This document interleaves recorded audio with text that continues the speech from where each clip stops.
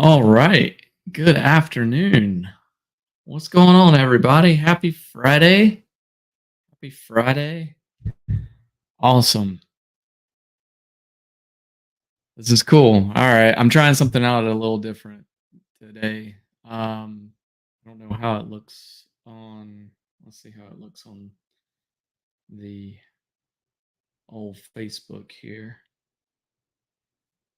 Yeah, that's not too bad. Okay. All right. Cool.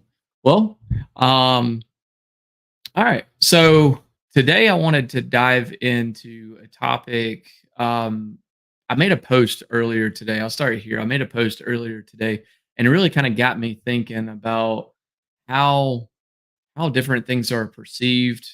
Everything that we just went through right now. There's a lot of people in a lot of different situations. Some people, got extremely lucky. My wife and I are in that boat. We got extremely lucky. There's other people who have been out of power for the last 12 plus hours. And then there's other people who, have sustained heavy damage. And certainly not to make light of any of those three situations. But it got me to thinking a lot about, us as homeowners, everything that we go through. And a lot of times we're just trying to make it. We're just trying to get through the day, lay our head on the pillow one more time, just to be able to make it to the next day and hope that maybe that one will be a little bit smoother, right? And then there's other days where it's like crystal clear, smooth as butter, and you're like, I just want this day to last forever. Nothing, hardly anything's broken around the house, nothing new pops up. That's probably the most important thing. um, and it just seems like, this is the way that it's supposed to be all the time, right? And so I think, us as homeowners, we kind of get into that rut where we're just trying to get as many of those good days as possible. We don't want to rock the boat too much. We don't want to, you know, ruffle anybody's feathers. We certainly don't want anybody to turn the lights off on us, pun intended, or otherwise, figuratively, or, you know, uh, literally. But at the same time, though, I feel like it's important that we're always, or we should be always looking at least to see what else is out there, right? See if something is better, see if something is, newer, something's faster. I mean, how many times have we looked at, what's the latest TV that came out? We've already got 15 of them, but hey, this one is, half a millimeter thinner. So maybe it'll, cause less stress on the wall mount, whatever. So like crazy stuff like that. Or, we've got a brand new, not brand new car, but we've got a car. It works perfectly fine. But hey, we watch a commercial and now we're suddenly the wheels are turning a little bit. And so I wanted to come on here this afternoon. Again, we're going into the weekend, kind of taking some time off, take a load off, and just kind of talk a little bit about something that generally is kind of dry. Um, and that is, your utility company.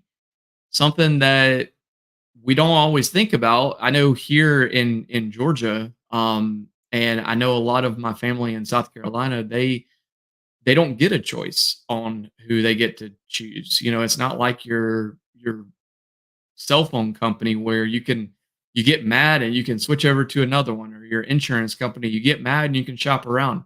It's not like that. For some people in some states, it is like that. You've got two or three that you can shop around and you can jump from, year to year, or every other year to every other year.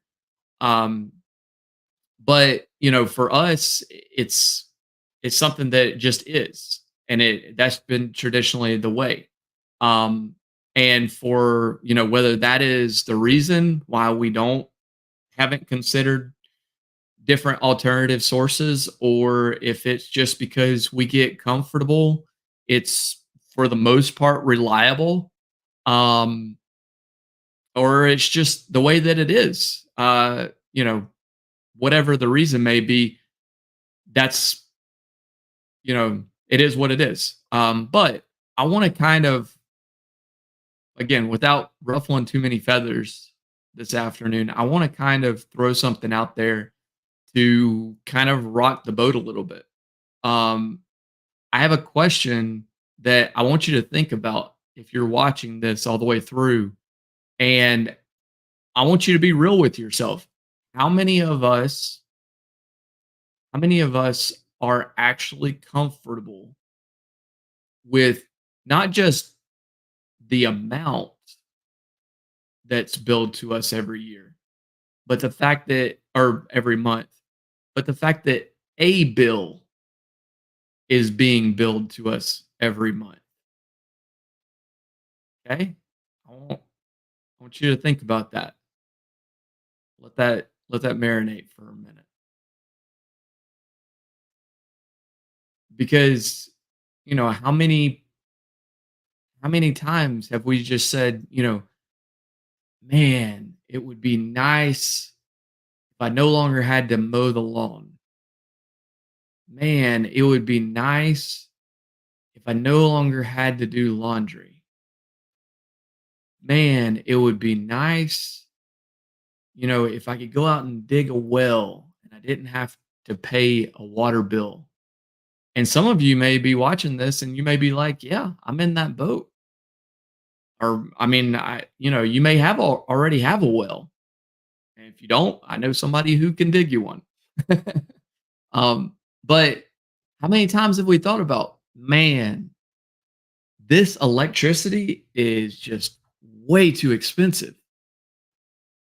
But there were studies done that said that your electricity bill would be one of those bills that most homeowners would pay before anything else. I think it was after the internet, which is kind of ironic. But they said homeowners would pay their electricity bill if they had to decide between that and the mortgage. Again, still a little ironic, but that was what they said. They would pay that before they paid their car bill or their car note. Like, that is how important electricity is to our day to day. And then we get into a situation like we're in, like many of us are in right now, and we just kind of go without for hours. I know somebody I was talking to just earlier today. I won't name names out of privacy, but she literally was like, "Hey, I don't know when the electricity is going to be back. I don't know when the power is going to be back on. So I've already gone ahead and booked a hotel room for tonight." Like, seriously, it's not that cold outside yet. It's kind of hot, but it's not as hot as it has been. But that's not even the factor. A factor of running AC. It's the TV. It's the being able to charge the cell phones and the laptops. It's the lights, not sitting in the dark. Like, it's all of those things that is so important to all of us. And I get it, I get it 100%. So, something I want you to think about. How many of us are actually comfortable with that bill showing up every month? I mean, like I said, I get it. It's there, it's a staple, been with them for years. Maybe even some of us have been with our utility company for decades. If we've been in our home for a while. And like I said, if switching is something that seems like a big leap, it can be kind of daunting. Um, Especially, if you've talked to a neighbor, you've talked to a good friend, if you've talked to family members and they're telling you that solar, something like other alternative sources of energy are expensive, they won't save you as much as you think. So that's kind of what I want to dive into a little bit today. I didn't mean to go into the intro as long as I did, but I feel like it's important to really kind of set the landscape and say, okay, this is where we're at.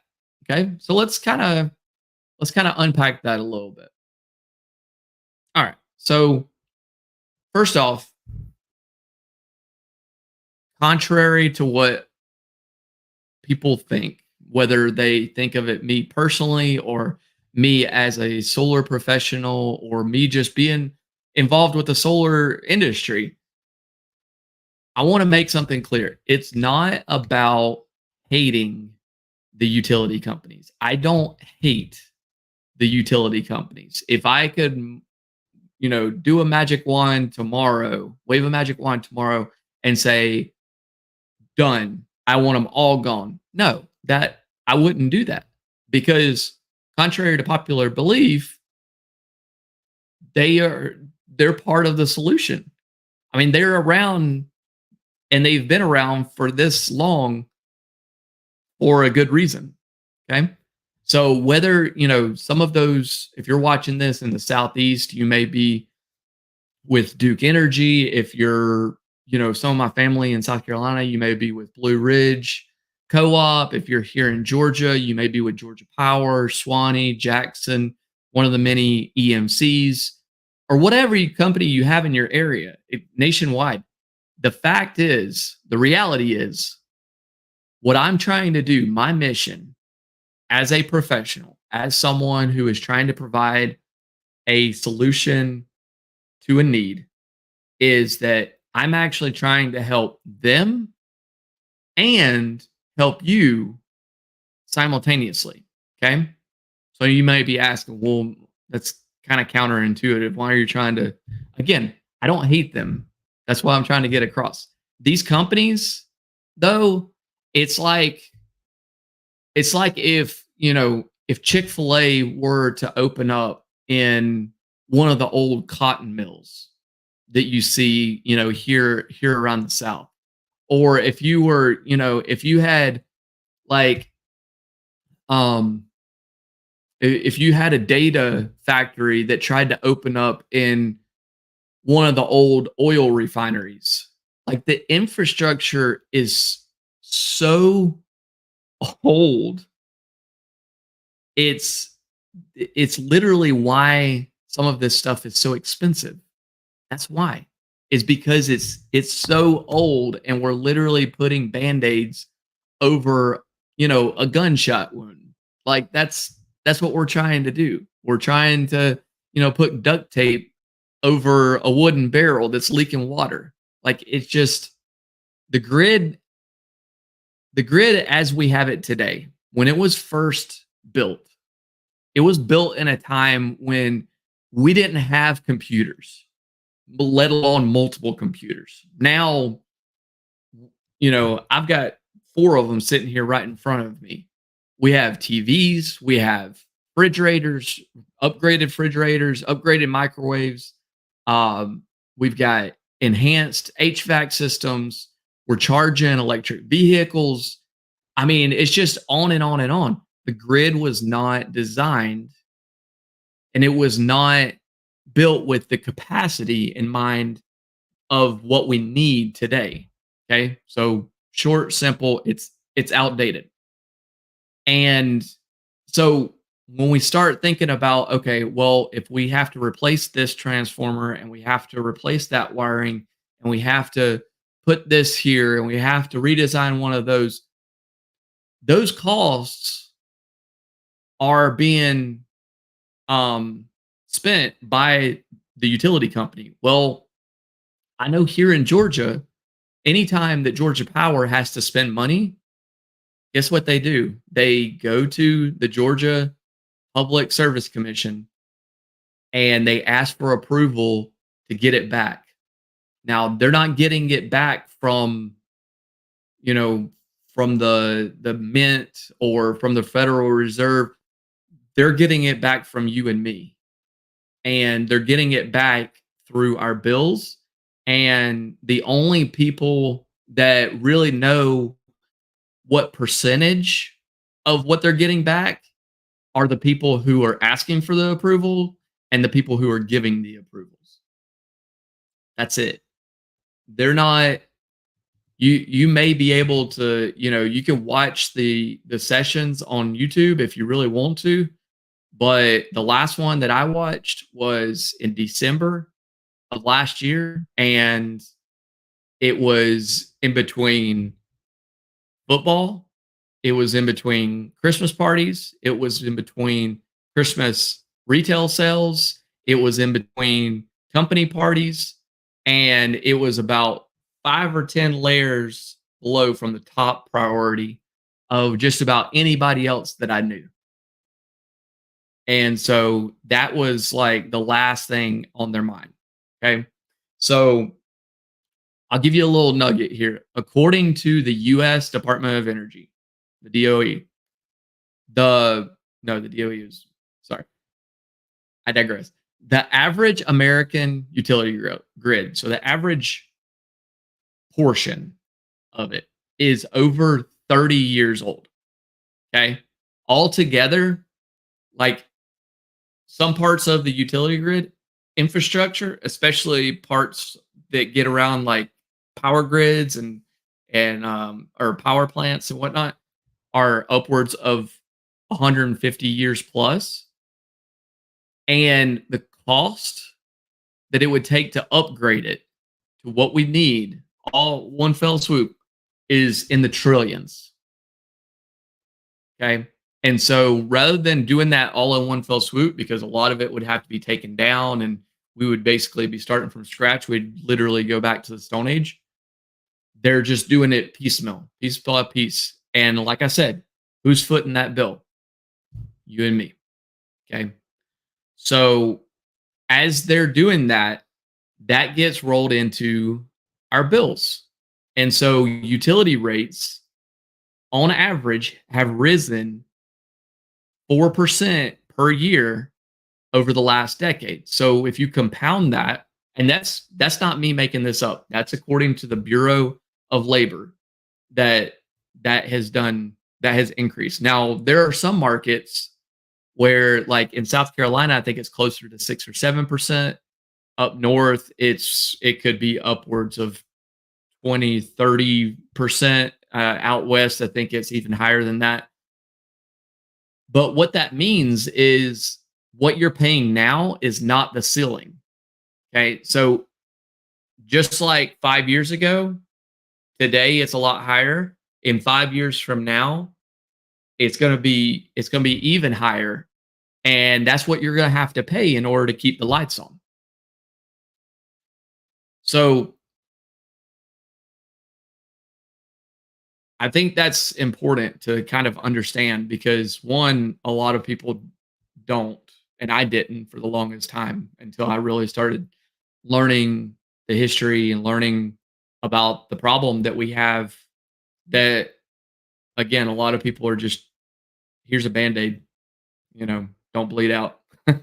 um, but the fact of the matter is there's got to be a better way. I don't care if you go solar. I don't care if you go hydro. I don't care if you put a windmill on the top of the roof. But the fact of the matter is, there has to be a better way, and there can be. Okay. So listen, I know what you're thinking. You know, you've been with your utility company forever. I get it. They've always kept you powered, again, for the most part. But what I want you to think about is at what cost. Okay. It's seemingly every year, at least once or twice, at least here in Georgia, the power goes out. And then everybody says, yay, 12, 24, 48 hours later, whatever it is, a couple hours later, it comes back on and we're all excited and we move on. But we don't think about how could that have been prevented? Could we have done something better, or could we have invested in our own homes to make it better so that the next time this inevitably happens again? I mean, they're already talking about another hurricane coming potentially next weekend. I mean, at this point, it's like, all right, but every year you're going to be paying more and more for an outdated system that only benefits one party in that triangle between me, or sorry, between me and you, us, the homeowners, the utility companies, and, you know, a potential solution. That, and I'm, I promise you, the uh the benefits are not going to you. They're providing you electricity at the lowest common denominator, and that's it. And they're banking on you not believing in solar, not believing in renewable energy, not looking into, how much your bill is, whether or not there are filler costs in there, whether or not the bill is right from last month to this month versus a year ago versus 5 years ago. They're banking on you not knowing all of that. So, and so that's why solar isn't about tearing down the utility companies, because again, they're needed. They are needed. Contrary to popular belief, they are needed. But more so, what's probably more important, at least right now, is it's about giving you more control over what you pay. Okay. While taking some pressure off of the aging infrastructure. So that's why I talk about we need them, but it's important to look at your options. Okay. What happens when a home goes solar? It becomes a win win for everybody. And this is the only reason that I can logically come up with that they don't want to slap glass on the top of every roof that Georgia Power powers, is because one, it's decentralized. So they cannot, unless you're under a PPA agreement, which is a power purchase agreement, which gives them the rights and ownership to that solar system. Unless they own it, they can't profit off of it. And if they can't profit off of it, they can't increase the costs. So rather than give you an opportunity to own your own energy and become their partners, they would rather keep that customer business relationship, build their own solar plants, their own solar fields, which is what they're doing down in South Georgia, down in Florida, down in South Carolina. That's what they're doing. So they can then turn around and sell you the same electricity at probably 15% more, because they have to pay for the farms, right? And meanwhile, it doesn't cost them a penny. Okay. But what it does when a home goes solar is it stabilizes your costs. Suddenly, instead of them going up 4% year over year over year, or 6% or 10% or whatever it may be, you stay flat. You stay flat for the remainder of the term of however much you decide that you need, and however much that is going to cost, with an end date. Think of it as a race course. You're paying over that course, and there's an end date. At one point in the future, you're going to finish, and that's going to be it. Okay. Outside of the interconnection fee, which is, it depends on market, but it could be $15, it could be $40, but that's it. That's it. It's not $300. It's not $500. It's not $1,100 a month. It's 40 bucks, it's 20 bucks, it's 15 bucks. And on the other side, what they don't want to tell you as well is that when you generate your electricity that you consume, that gives a reprieve to the grid.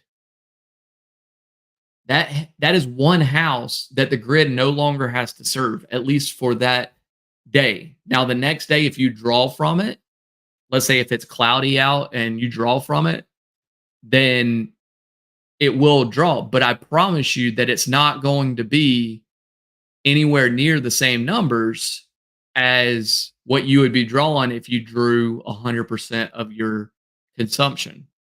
Okay. So you stabilize your costs, the grid gets a reprieve. Literally everybody is happy.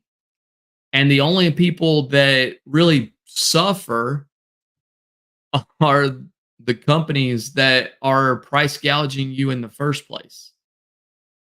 So I don't see why that's an issue.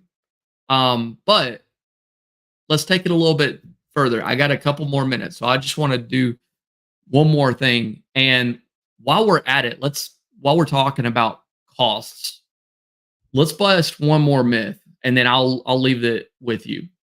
So people say that solar is too expensive. But I want you to think about this. I'm going to give you some ballpark numbers, just something to think about. Everybody asks me, "Well, what would you say my cost would be?" I have no idea. What's the size of your home? How much do you consume? How many people live there? Are more people going to be moving in-laws? Are you adding a pool? Are you adding an electric vehicle? Are you going to add on to the house? You know, is it a vacation home? Do you live there all the time? Do you work from home? Do you work out of home? I don't know. I have to look at your bill, but let's boil it down. Okay.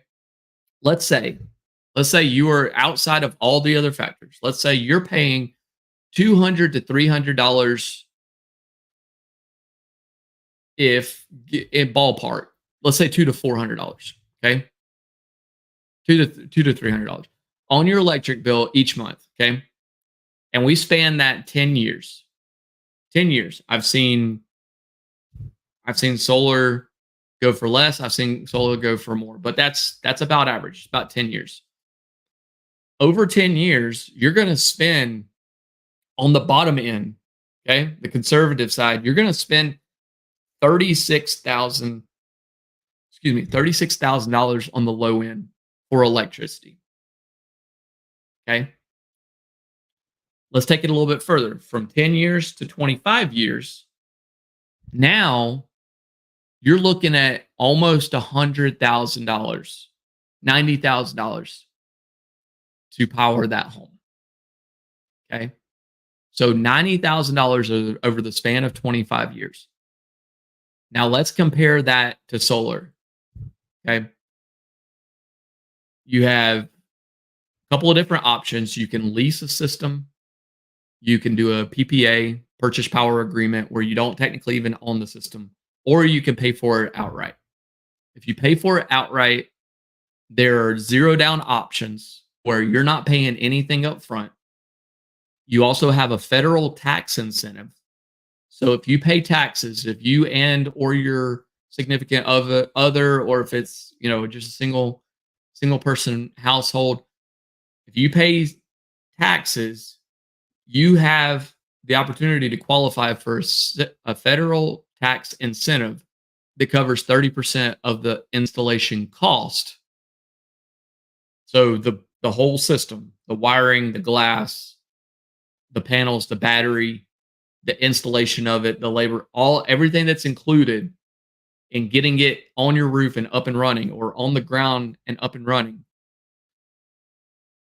With those incentives alone, not including if you had, like, South Carolina comes with a state income tax credit alongside of the federal income tax credit. There's some states up north that have what we call SRECs, the state renewable energy certificate, that generates some cash for the generation of the system. And there's other incentives here and there. But outside of that, just those two, the zero down and the federal income tax credit, solar can actually start saving you money from day one. Okay.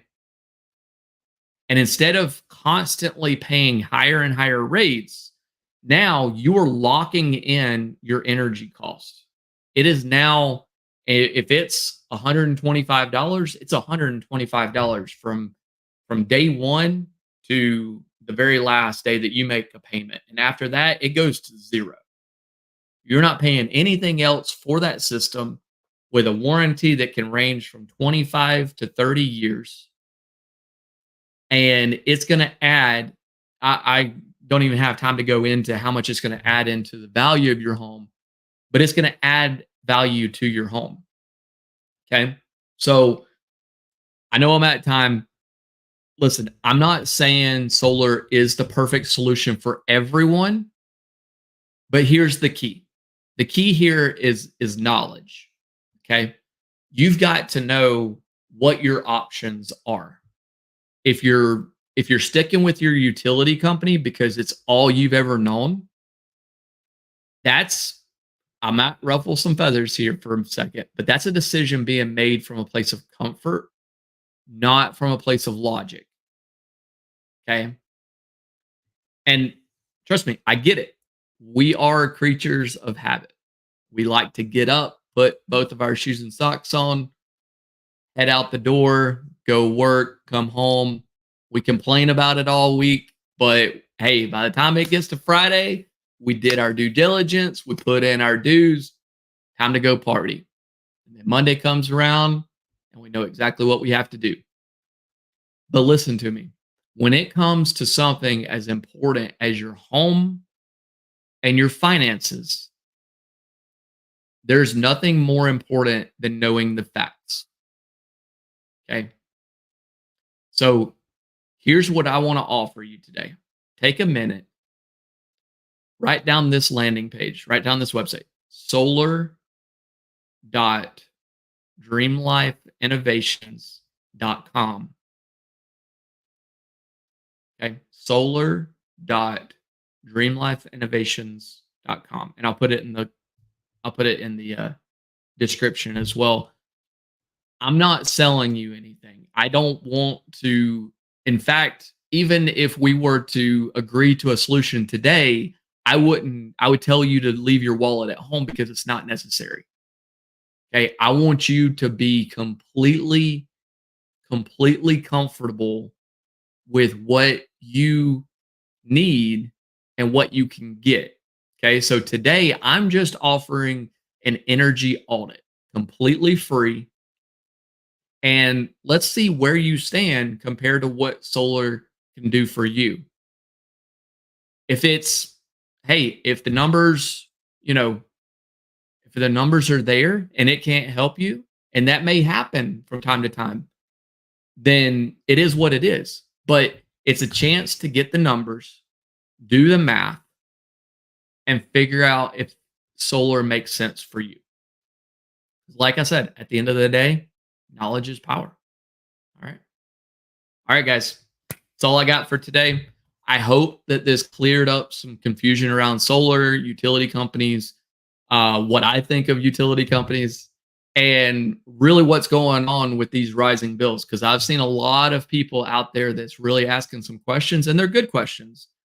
But if you have someone that's just watching the nightly news or that is going down rabbit holes on internet forums to get their facts, I don't know that is the last source of truth that I would end with. Okay. So if you feel that this is helpful, what I'd like to ask you to do is to share it. Share it with your friends and family. Drop a comment below. If you have a question, drop it below. If you want to talk privately about it, give me a call, shoot me a text, send me a message. Hit that like button, because what that does is then it gives me feedback that I'm going in the right direction. But it also tells your friends that, hey, this might be worth checking out. Okay. So let's keep the conversation going. I'm sure there's plenty of other things that we can continue to discuss, and I want to help. I'll go and research. I'll do my due diligence. I'll do the work that you don't have time to, or you don't have, um, that you don't necessarily want to do, and I'll make sure that your home is covered. Okay. So until then, I'll see you later.